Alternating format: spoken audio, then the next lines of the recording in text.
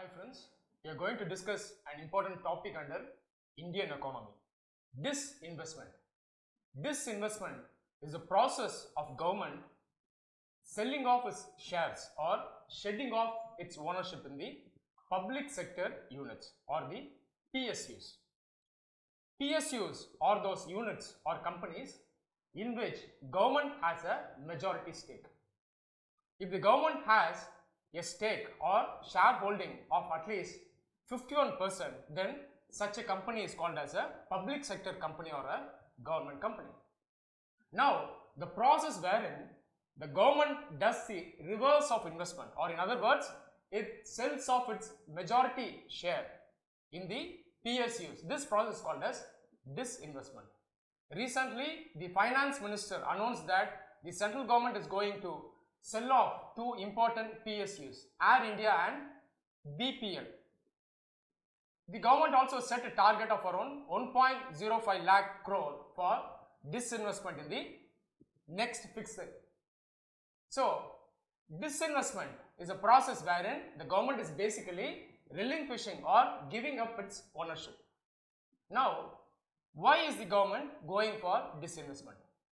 If you take a look at the public sector units or PSUs in India, these companies, most of these companies, they run into losses. There is heavy inefficiency in these companies. And also the precious assets, the money of the people, it is locked within these units. So, to overcome all these problems, the government is planning to unlock the resources, that is the capital or the ownership held in these units. So, through disinvestment, they are planning to achieve this. Under disinvestment, the government gives some of its shareholding units, or this offloaded ownership is taken off and it is invested in a unit which is called as the National Investment Fund or NIF. This money will be taken out from the National Investment Fund or NIF, and this money will be invested for the development of the country. Especially, this money will be used for all the important socio-economic development of the country. For example, they will invest this money in health, education and in infrastructure. So, the unused locked assets of the PSUs are being taken out through disinvestment and they are invested in the socio-economic development of the country. So, this is the basic rationale of disinvestment. Proponents of this policy argue that government should not be in business. Actually, if the government runs all these units in the country, due to lack of adequate resources, naturally the government can't run these enterprises. Naturally, it leads to inefficiency and loss. That is why through disinvestment, a part of the ownership is given to the private sector.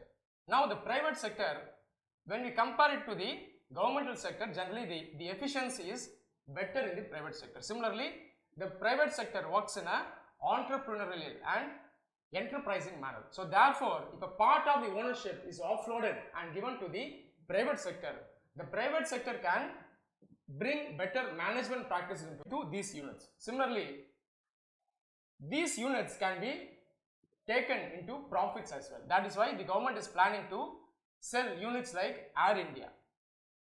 There are some opponents of this disinvestment policy also.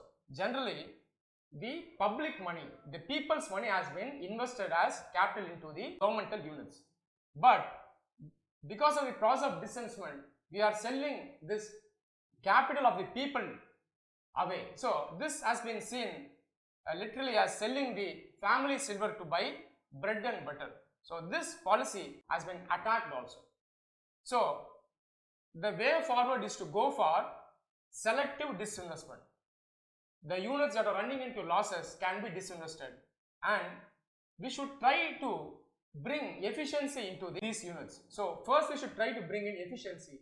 If this doesn't work, disinvestment should be the last resort in India.